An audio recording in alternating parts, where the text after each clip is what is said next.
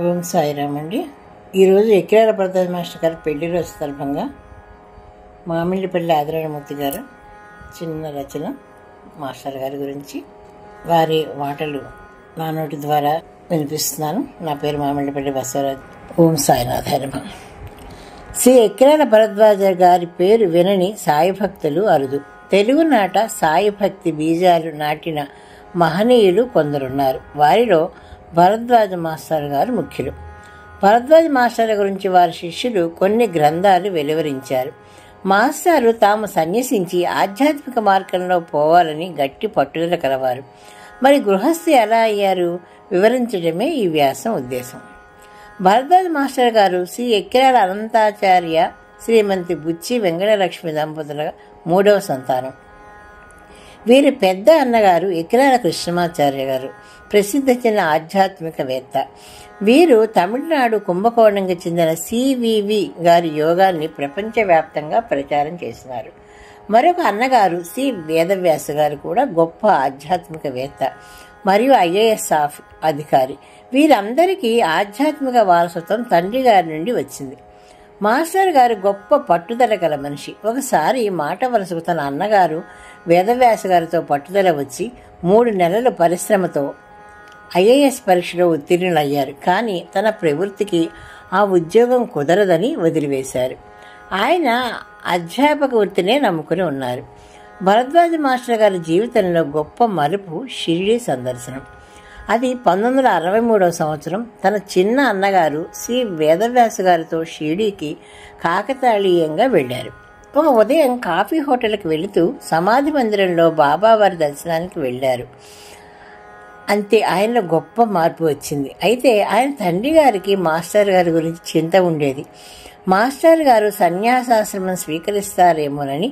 నిజానికి మాస్టర్ గారి ఆలోచనలు అలానే ఉండేవి. ఒకసారి మాస్టర్ గారు పాకలపాటి గురువు గారి దర్శనానికి వెళ్లారు. గురువు గారి ఆశ్రమం చింతపల్లి అడవులలో భీమ్సింగ్ అదే ప్రదేశంలో ఉంది. నర్సీపట్నం చింతపల్లి బస్ మార్గంలో లోతుగడ్డ వద్ద దిగి అక్కడి నుండి నడిచి వెళ్ళాలి అడవి బాట. పాకలపాటి గురువు గారు చింతపల్లి అడవులలోనే ఉండి అక్కడ గిరిజనులను సంస్కరించి భక్తి మార్గంలో ప్రవేశపెట్టారు. ఆ అడవిలో వారి ఆశ్రమానికి ఎంతమంది వెళ్ళినా చక్కటి విందు భోజనం లభించేది. అన్ని సంభారాలు ఆ అడవిలో ఎక్కడి నుండి వచ్చేవో. గురుగారు గాయత్రి ఉపాసకులు, వారిని బాపుగారు అని భక్తులు పిలుచుకుంటారు. పాకలపాటి గురువు గారు మాస్టర్ గారికి సూటిగానే కొన్ని సూచనలు ఇచ్చారు. ఒకటి, మాస్టర్ గారి పెళ్లి చేసుకుని గృహస్థు కావటం. అలా చేస్తేనే కానీ వారికి ఉన్న రుణానుబంధం తీరదు అని చెప్పారు. వివాహం మాస్టర్ గారి ఆధ్యాత్మిక మార్గానికి అవరోధం కాదని కూడా బోధించారు. మాస్టర్ గారి పరిస్థితి ముందు గొయ్యి వెనక నుయ్యి అయింది. తర్వాత కొద్ది కాలానికి పాకలపాటి గురువు గారు సిద్ధి పొందారు. తర్వాత ఒకసారి మాస్టర్ గారు షిరిడీ వెళ్లారు. పాకలపాటి గురువు గారి మాట మనసులో ఉంది. మరి బాబా వారి ఆదేశం ఎలా ఉన్నదో అని జిజ్ఞాసతో గురుస్థానంలో ప్రదక్షిణాలు చేశారు. బాబా నుండి ఎలాంటి సూచన లభించలేదు. అలసిపోయిన మాస్టారు గురుస్థానం సమీపంలో ఒక బెంచి మీద కూర్చున్నారు. అప్పుడు ఒక సంఘటన జరిగింది.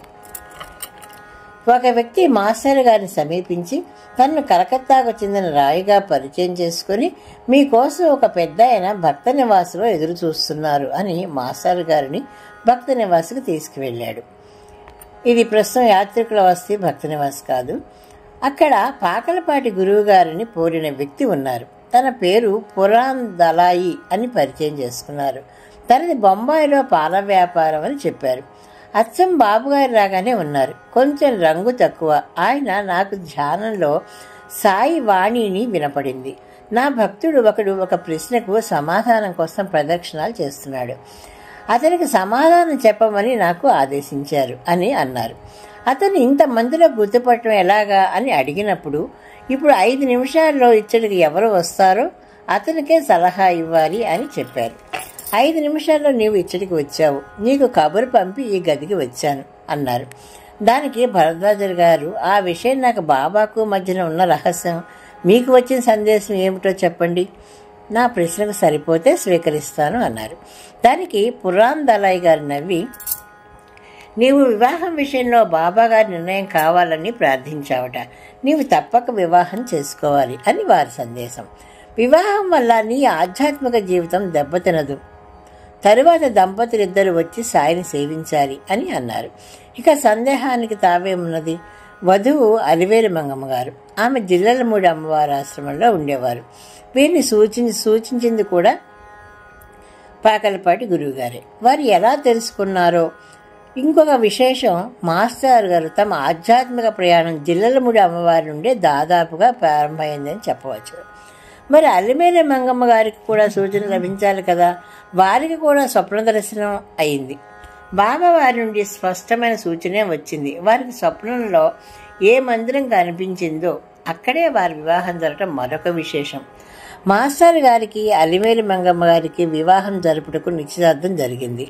పెళ్లి మార్చి 6, 1975. వివాహం కుదరగానే మాస్టర్ గారు 3 శుభలేఖలు ప్రథమంగా పంపించారు. ఒకసారి షిరిడీ సంస్థానానికి, రెండవది కలకత్తాలోని రాయ్ గారికి, మూడవది బొంబాయిలోని పురాందలారి గారికి. ఈ 3వ శుభలేఖ ఈ చిరునామాదారు ఎవరూ లేరు అనే రిమార్కుతో తిరిగి వచ్చింది. ఆ విధంగా మహాత్ముల ఆదేశాన్ని అనుసరించి మాస్టర్ గారు గృహస్థు అయ్యారు. 1975లో వారి పెండి పత్రికలు అందుకున్న సత్సంగ సభ్యులు మాస్టర్ గారితో మునుపటి వలె మాట్లాడడానికి వీలు కుదరదేమో అని సందేహించారు. వారి ఊహ తప్పని తేలింది. మాస్టర్ గారు మునుపటి వలనే శిష్యులతో మెలిగేవారు. పైగా దూరాభారం నుండి వచ్చే భక్తులకు భోజన వస్తు కూడా లభించేది. వైవాహిక జీవితంలో కూడా మాస్టర్ గారు నిరాడంబరంగానే ఉన్నారు. అనవసరపు వస్తు సేకరణ చేయలేదు. మాస్టర్ గారు బాబా వారి సత్సంగాలు, రచనా వ్యాసంగం, పత్రిక నిర్వహణ, సాధు సత్పురుషుల సందర్శనం, ఇలా ఎన్ని కార్యక్రమాలతో తీరుబడి లేకున్నా తమ కుటుంబం పట్ల ఎలాంటి నిర్లక్ష్యం వహించలేదు. పిల్లల సంరక్షణ, వారి చదువు విషయాలలో ఎలాంటి అలసత్వము చూపలేదు. He is an ideal husband and ideal father అని ఆయన వదిలి గారు అన్నమాట అక్షరాల సత్యం.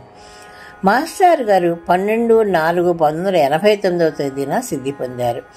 మాస్టర్ సమాధి అనంతరం అమ్మగారు మాస్టర్ గారి బాటలోనే నడిచారు. ఆ రోజుల్లో మాస్టర్ గారి ఇల్లు ఒంగోలు మంగమూరు డొంకలో ఉండేది. కొంత అనారోగ్యంతో బాధపడేవారు. అయినా తమ పిల్లలను చక్కగా తీర్చిదిద్దారు అలివేలు మంగమ్మ గారు.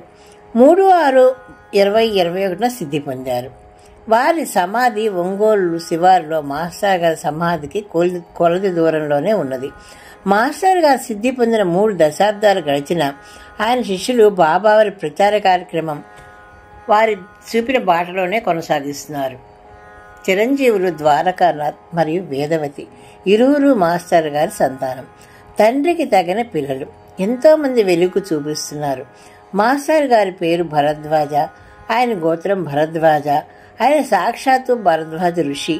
మాస్టర్ గారు సాయిబాబా అంకిత భక్తుడిగా, మహాత్ముల ముద్దుబిడ్డగా, ఒక ఆదర్శ గృహస్థుగా జీవించి సాయి భక్తులందరికీ ఆదర్శంగా నిలిచారు. సాయి భక్తుల గుండెల్లో సజీవంగా ఉన్నారు. మాస్టర్ గారు అలివేలు మంగమ్మ గారి వివాహ వేడుక ప్రతి సంవత్సరం శిష్యులు వైభవంగా జరిపి స్ఫూర్తిని పొందుతూ ఉంటారు. జై సాయి మాస్టర్. ఒంగోలులో మాస్టర్ గారి సమాధి, వారి గృహంలో మాతృశ్రీ అలివేలు మంగమ్మ గారిని, మాస్టర్ గారి పినతల్లి శ్రీమతి లక్ష్మీ గారిని దర్శించుకునే భాగ్యం మా దంపతులకు కలిగింది. అలాగే మాకు జిల్లలమూడి అమ్మవారి ఆశ్రమం, భీమ్సింగ్లో పాకలపాటి గురుగారి ఆశ్రమం దర్శన భాగ్యం కూడా లభించింది. ఈరోజు తెలుగు క్యాలెండర్ ప్రకారం అనగా మాఘ బహుళ నవమి వారి పెళ్లి రోజు. ఇంగ్లీష్ క్యాలెండర్ ప్రకారం మార్చి 6. ఇంకొక చిన్న పోలికంటే పోలిక చిన్న విషయం. ఎక్కడైతే ఇప్పుడు భరద్వాజ మాస్టర్ గారు ఉండేవారో మంగమూరి డొంక అనేది ఒంగోలులో, మేము కరెక్ట్గా అక్కడే మా మ్యారేజ్ కూడా 1975లో అయింది. అనుకోకుండా మేము అక్కడే ఉన్నాం. అది మా అదృష్టం. ఎందుకు చెప్తున్నానంటే ఇది నేను చెప్తున్నాను. ఇది అక్కడ ఉండబట్టేనేమో తెలియదు మాకు అసలు భరద్వాజ మాస్టర్ కానీ ఈ పేర్లు కానీ మేమేమి ఇప్పుడు వినలేదు. కానీ భరద్వాజ మాస్టర్ గారి పుస్తకాలు చదివి ఆ ఇన్స్పిరేషన్ తోటి మూర్తి గారు చాలా పుస్తకాలు చదివి ఆయన బాటలో నడవాలి మనం కూడా అని మేము కూడా 1992లో శ్రీకాకుళం సత్సంగం స్టార్ట్ చేసాము. ఆ కేవలం మాస్టర్ గారి బుక్స్ చదివిన మూలానే మాలో ఇన్స్పిరేషన్ వచ్చింది. ఈ రోజుకి కూడా సత్సంగం మానకుండా మేము ఏ రాష్ట్రం వెళ్ళినా చేసుకుంటున్నాం మాస్టర్ గారి దయ వలన. కరెక్ట్గా ఎక్కడైతే మాస్టర్ గారి మందిరం ఉందో ఇల్లు అది ఆ ప్రదేశంలో మేము పెళ్ళి అక్కడ ఉన్నాము 2 సంవత్సరాలు. అప్పుడు తెలియదు మాస్టర్ గారి గురించి మాకు, కానీ తర్వాత పుస్తకాలు చదవటం అవన్నీ మా బాబా గారు మమ్మల్ని కూడా సత్సంగాల మార్గంలో నడిపించారు. జై సాయిరామ్, జై భరద్వాజ్ మాస్టర్ గారు. అలేరి మంగమ్మ గారిని కూడా చూసాము, మాకు అది సంతోషం. పిల్లలు చిన్నప్పుడు చూసాము. ధన్యవాదాలండి. జై సాయిరామ్. ఇంతవరకు మన ఛానల్కి ఎవరైనా సబ్స్క్రైబ్ చేసుకోకపోతే ఇప్పుడే ఈ క్షణమే సబ్స్క్రైబ్ చేసుకుని ఆ పక్క నుండి బెల్ బటన్ మ్రోగించి మమ్మల్ని ప్రోత్సహిస్తారని మనస్ఫూర్తిగా కోరుకుంటూ, సర్వేజన సుఖినో భవంతు, లోకా సమస్త సుఖినో భవంతు. ధన్యవాదాలు. స్వస్తి.